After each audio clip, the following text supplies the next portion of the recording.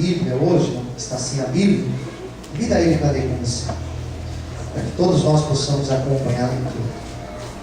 Filipenses, capítulo de número 2. A gente vai ler só um versículo e comentar esta palavra. Só evite conversar, tá bom? Circular pelo vídeo. Se o teu celular está ligado ainda, coloque ele no silencioso. Deixe ele no gelo aí. Depois do culto você responde as mensagens dos amiguinhos, das amiguinhas. Namorado, namorada, né?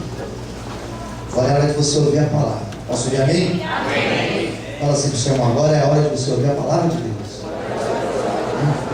É a hora de você ficar aí papo furado.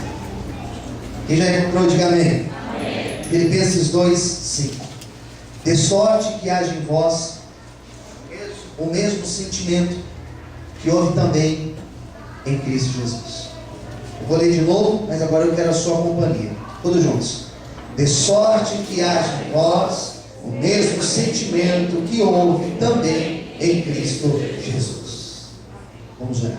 Senhor Deus e Pai, fala conosco nesta noite, através da Tua Palavra, através do Teu Espírito Santo.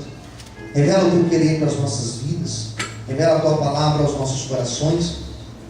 Fala, Senhor, diretamente aos Teus filhos, pois estamos aqui sedentos para ouvir tua voz. Te damos graça em nome de Jesus. Amém. Você pode aplaudir bem forte ao Senhor aqui.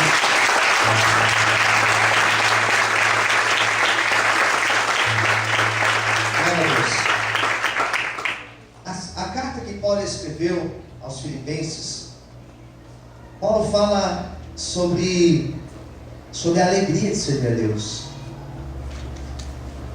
A real alegria, o real sentido da vida, a verdadeira felicidade está em servir a Deus. Isso é maravilhoso. Quando a gente chega no nível de ter como nossa maior alegria o servir a Deus, isso é maravilhoso.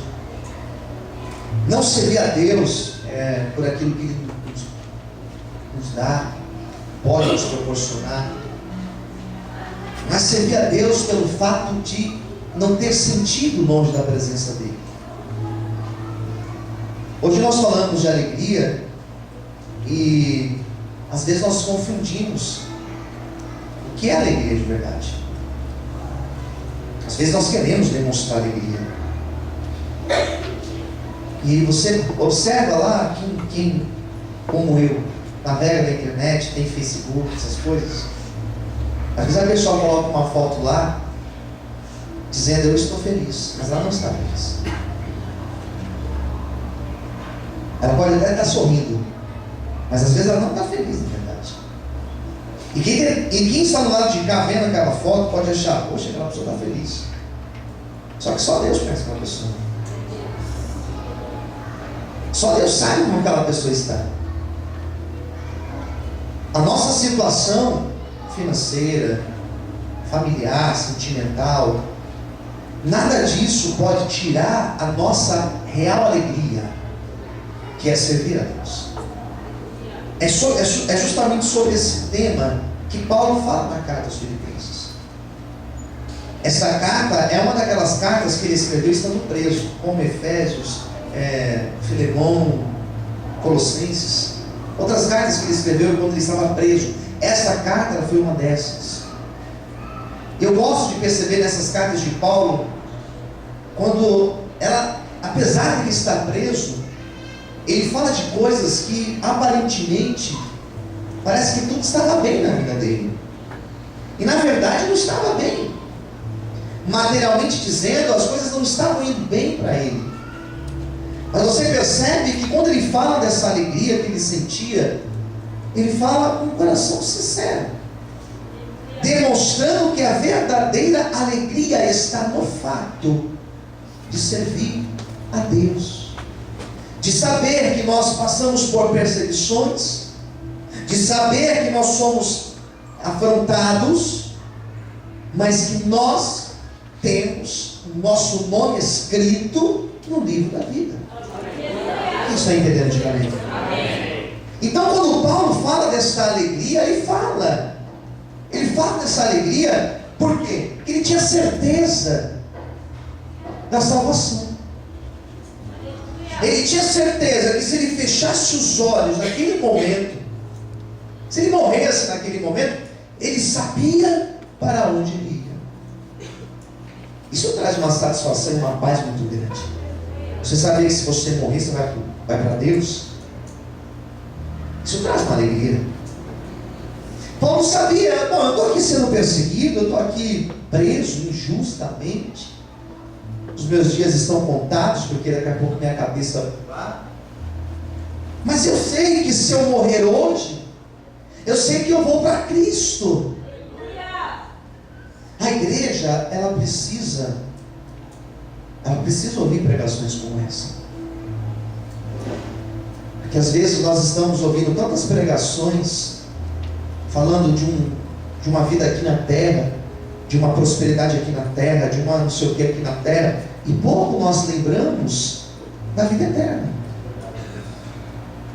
E às vezes é necessário a gente ir num velório para a gente lembrar que chegará um dia que, sei lá, será a nossa vez de estar ali. Paulo tinha essa convicção: se eu morro hoje, eu vou para Cristo. Ele chega ao ponto de dizer que para ele o morrer não era problema, que era lucro ele morrer, porque ele já tinha vivido uma vida na presença de Deus, ele já tinha povoado o céu, ele já tinha pregado, ele já tinha evangelizado, ele já tinha feito a obra de Deus em todos os lugares que ele foi. E o mais glorioso de ver na história de Paulo é que ele, mesmo preso, ele continuava pregando lá dentro. Mesmo preso, ele pregava para o carcereiro se convertia e era batizado. Mesmo preso, ele continuava escrevendo cartas, e as cartas de Paulo caminhou em toda aquela região e chegou até hoje, a mim e a você. Mesmo estando preso, ele não parou de fazer a obra de Deus. Às vezes nós paramos porque alguém pisou no nosso pé. Às vezes nós queremos abandonar a nossa caminhada porque alguém nos entristeceu.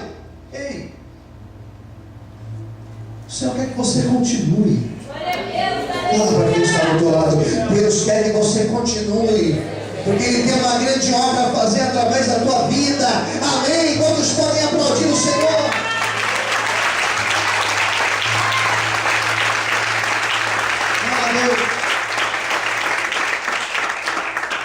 Paulo tinha uma fonte de inspiração.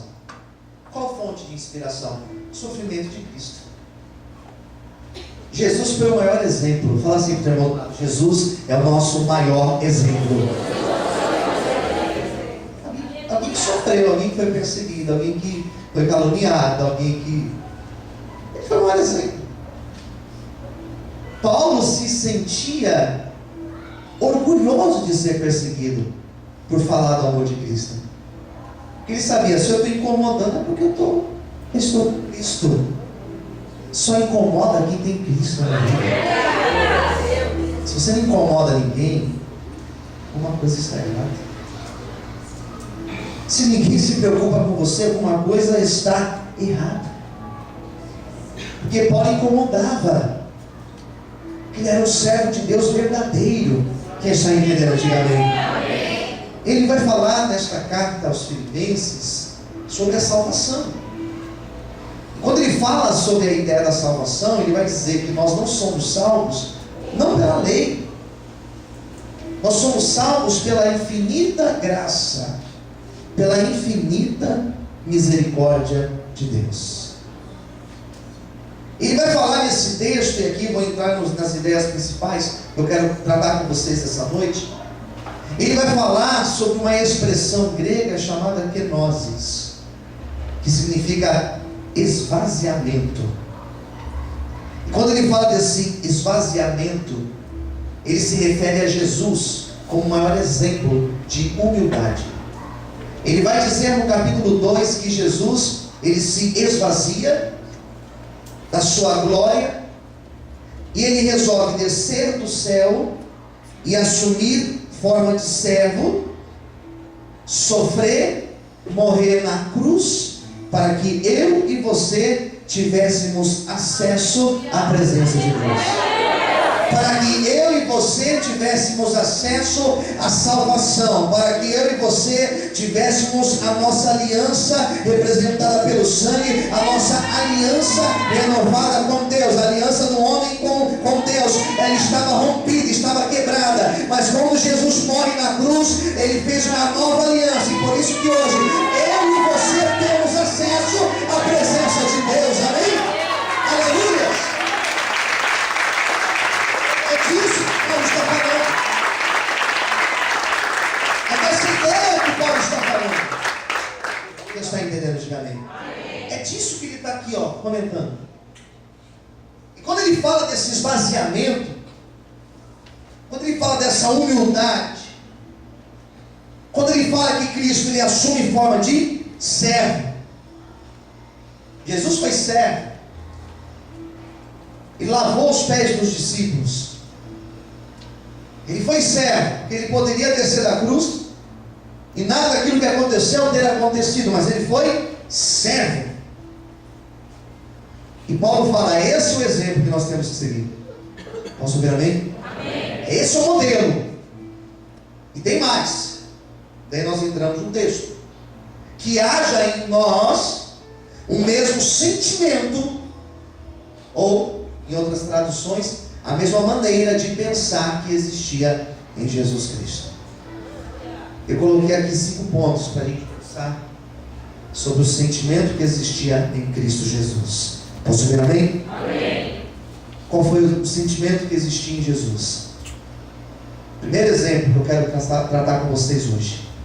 Jesus foi um modelo perfeito de humildade e dependência de Deus. Diga para o seu irmão do lado, seja humilde. E dependa totalmente de Deus. Jesus foi esse maior exemplo. Ele foi humilde. E a sua humildade se deu quando ele resolve se esvaziar. Quando ele fala, Pai, o Senhor tratou com o homem. O Senhor tratou com o homem diretamente com ele, lá no jardim do Éden. E o homem caiu, falhou. O Senhor levantou os patriarcas e eles foram, cada um deles falhando e caindo. O Senhor levantou os reis e foram homens que caminharam na tua presença, mas daqui a pouco eles se perderam, saíram da tua presença e pecaram contra ti. O Senhor levantou os profetas. E os profetas, todos eles também pecaram, todos eles tiveram as suas falhas, todos eles também falharam em algum momento e por isso eles tropeçaram. Agora é minha vez, Senhor. Agora eu desço. Agora eu assumo a forma de homem. Agora eu me esvazio da minha glória, de mim mesmo. Eu encarno agora. Eu desço do céu. Eu assumo a forma de servo. Eu morro na cruz como um sacrifício perfeito para que o homem tenha acesso à tua presença. E isso se chama humildade. Todos podem glorificar, exaltar mesmo isso. Aleluia. Isso é obediência. Isso é humildade. Tem que ser humilde, queridos. A humildade, ela agrada o coração de Deus.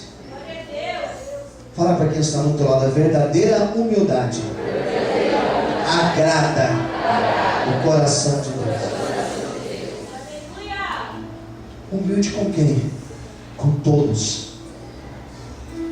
Humilde com aqueles que não têm nada para te oferecer. Humilde com aqueles que precisam de você. Humilde com aqueles que o Senhor colocou como autoridade sobre a tua vida. Se nós não tivermos a humildade no nosso coração, não seremos honrados por Deus. Algumas orações nossas não são respondidas por justamente Deus conhecer as reais intenções do nosso coração. Às vezes nós queremos ser honrados pelo simples fato de estar por cima e ter a sensação de poder, a sensação de ser superior. Às vezes Deus começa a abençoar a pessoa, porque Deus vai abençoando aos poucos. Quem entendeu, diga amém. Amém. Às vezes Deus começa a abençoar e já no pouco a pessoa começa a se perder. Às vezes quando não tinha nada, era humilde, vinha para a igreja, dependia de Deus, orava, agora se tornou um autônomo, não precisa de mais ninguém, agora sou eu e está resolvido.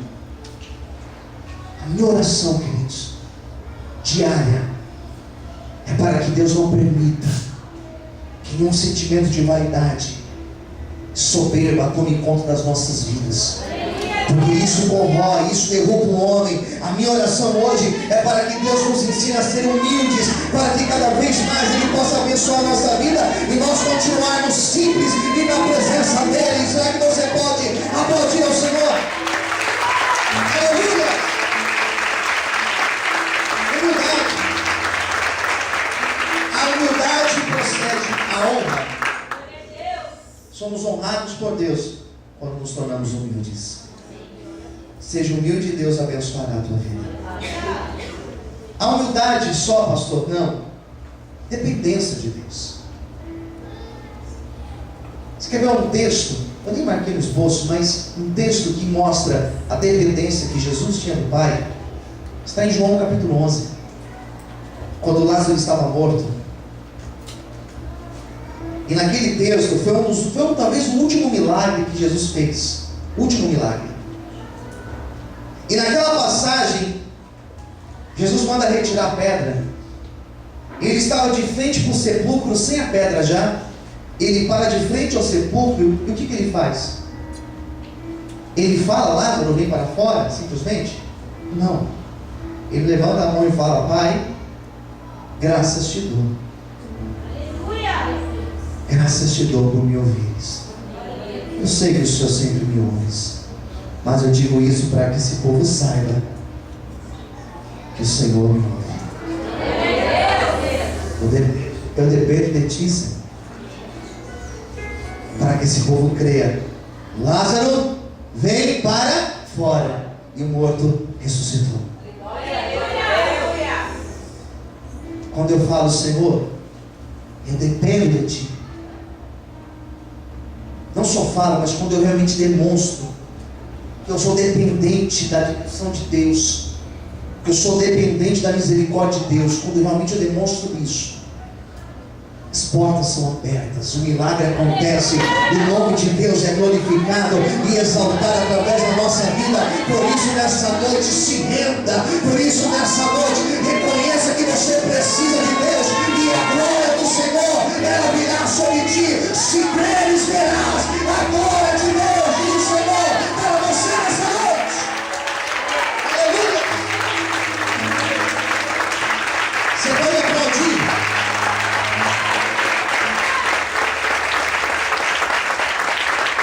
Aleluia! Humildade e dependência de Deus. 2. Jesus foi o maior exemplo de servo.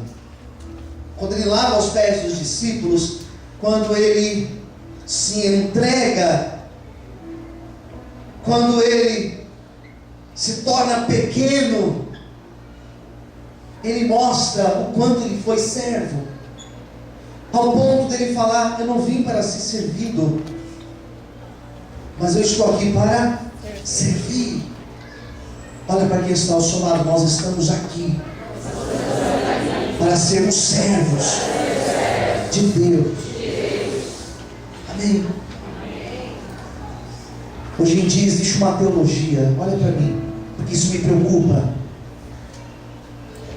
Hoje existe uma teologia sendo ensinada, e uma teologia que infelizmente arrasta multidões. Igrejas que pregam esse tipo de teologia, elas estão lotadas. Elas estão espalhadas em toda a cidade, em todo o estado, em todo o nosso país, até fora do nosso país. Uma teologia que ensina que nós devemos nos relacionar com Deus da seguinte forma: Ele é o meu servo e eu sou o Senhor de Deus. Como assim? São pessoas que ensinam, são pastores que ensinam que nós temos a obrigação de reivindicar de Deus e dizer: Deus, ou o Senhor faz, ou então o Senhor não é meu Deus. Isso é ensinado. Esse tipo de relacionamento com Deus é ensinado, e as pessoas estão atrás. E alguém fala: pastor, mas os milagres não acontecem. Vai ali no terreiro, lá o milagre acontece também. Eu estou falando de relacionamento com Deus.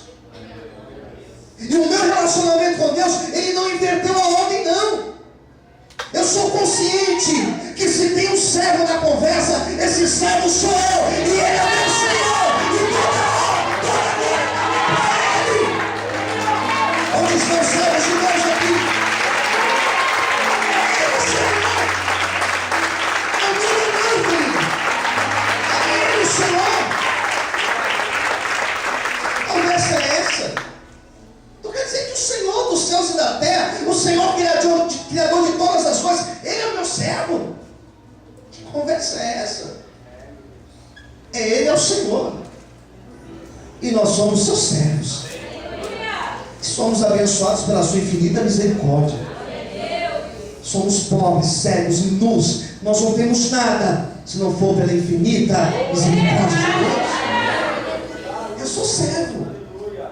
Eu vou pregar isso até o meu último fôlego de vida, queridos. Eu sou servo. E como servo eu tenho que servir. Eu terei uma outra mensagem deixando nessa aqui, irmãos. Porque nós temos que servir a Deus. Fala para o seu irmão do lado: sabe como nós servimos a Deus? Com mais fé, diga: sabe como nós servimos a Deus? Tem um texto emblemático que Jesus ensinou. Mateus capítulo de número 25. Senhor, quando fizemos para ti? Senhor, quando te vimos nu e te vestimos, com fome e te alimentamos? Quando o Senhor esteve preso e te visitamos? Quando estava doente, fomos lá te visitar? Quando, Senhor? Quando vocês fizeram a um desses meus pequeninos. Será que você pode aplaudir o Senhor por isso? Isso é sincero.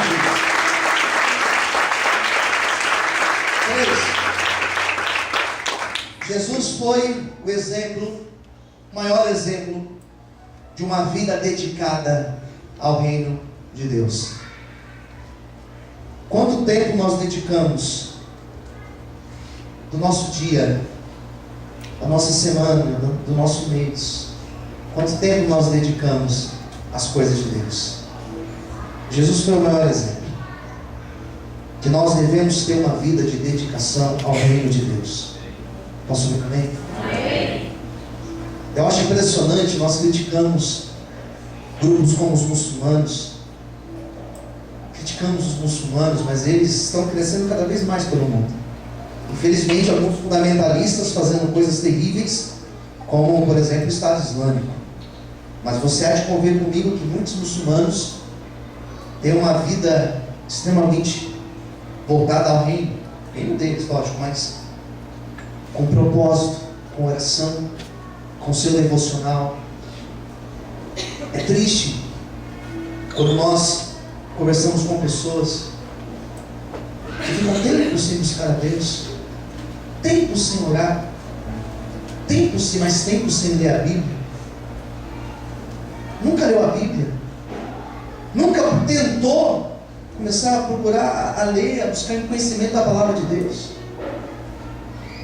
Às vezes lê tantas coisas, lê Harry Potter, nada contra, lê o que você achar que deve ler, lê os 50 tons de roxo, de preto, mas não lê a Bíblia. Estamos tanto tempo conversando, trocando mensagens, e às vezes nós não trocamos mensagens com o nosso Deus. Às vezes nós não oramos. E se oramos muito pouco. Essa mensagem pode estar incomodando o teu ouvido, queridos. Mas eu estou pregando aquilo que Deus colocou no meu coração. Nós temos que ter uma vida de dedicação ao reino de Deus. E todas as demais coisas, é uma promessa, todas as demais coisas, elas serão acrescentadas na tua vida. Creia nisso, amém? Aplaude o Senhor, adora Ele nessa noite. Aleluia.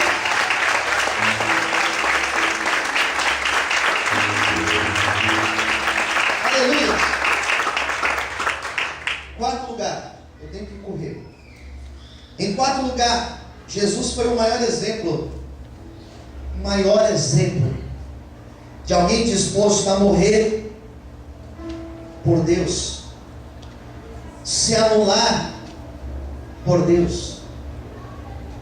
Quando eu escrevi essa mensagem, eu comecei a pensar: será que eu tenho disposição para morrer por Cristo?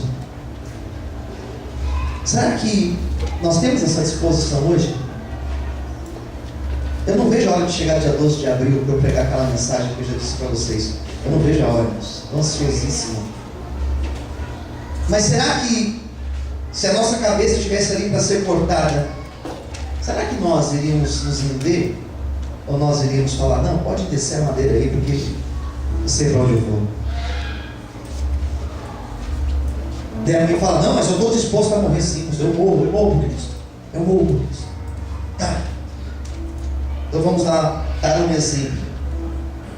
Se realmente nós morremos para Cristo, quantas coisas falamos não para agradar a Cristo? Quantos não nós damos por amor a Cristo? Eu não estou chegando ao extremo de você falar: olha, pode cortar minha cabeça. É simplesmente quantos não? Quantas coisas nós negamos fazer? Coisas que ninguém vai saber.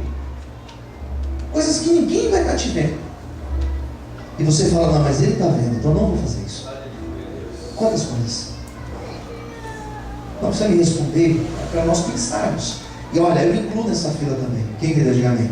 Eu não estou fora disso, também me incluo. E nós falamos que amamos tanto a Deus, mas quantos nãos, quanta coisa nós abrimos mão realmente para agradar ao Senhor?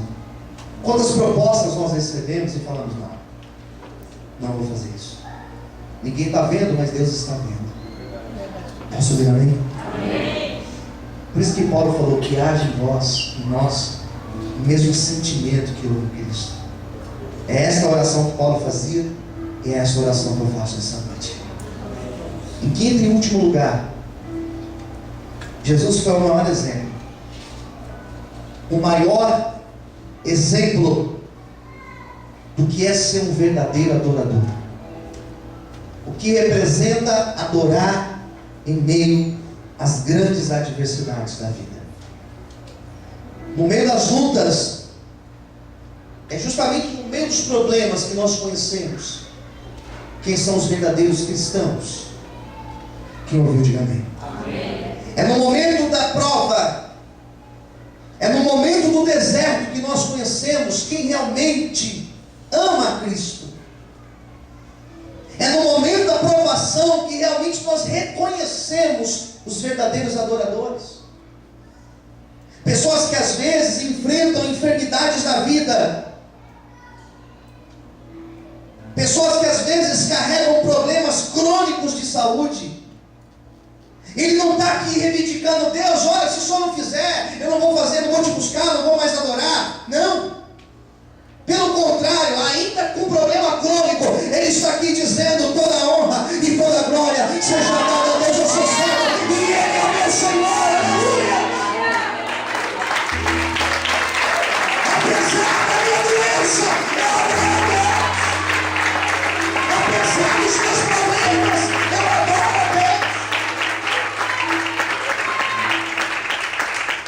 Aquela pessoa que ainda que ele é injustiçado no trabalho dele, ele está lá adorando a Deus do mesmo jeito. Ele não está dizendo: Deus, porque se o Senhor não me fizer empresário, nem todo mundo vai ser empresário. Se você está ouvindo isso nas igrejas falando aí, é mentira. Deus pode fazer, pastor? Pode, moço.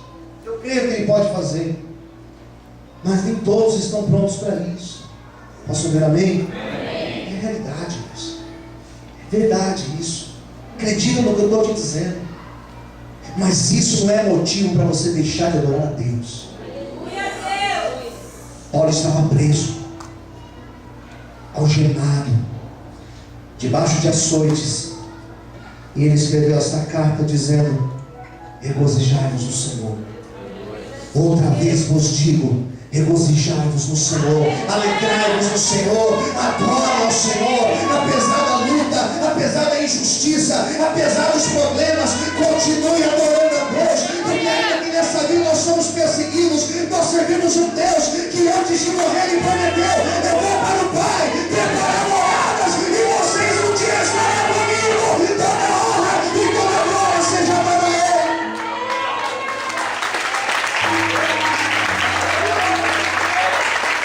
Eu sou solidário, você que está na luta. Eu sou solidário, você que está na crise. Eu sou solidário, você que está na provação. Continue adorando a Deus. E a tua hora vai chegar. Deus é contigo, aleluia. Ele vai te dar graça. A graça dele te basta. Quantos podem dizer amém? Amém. Por isso que Paulo diz que o mesmo sentimento que eu vi Cristo, esse mesmo sentimento possa existir nos nossos corações. O tempo não permite mais, eu preciso orar. Vamos orar. Fique em pé no seu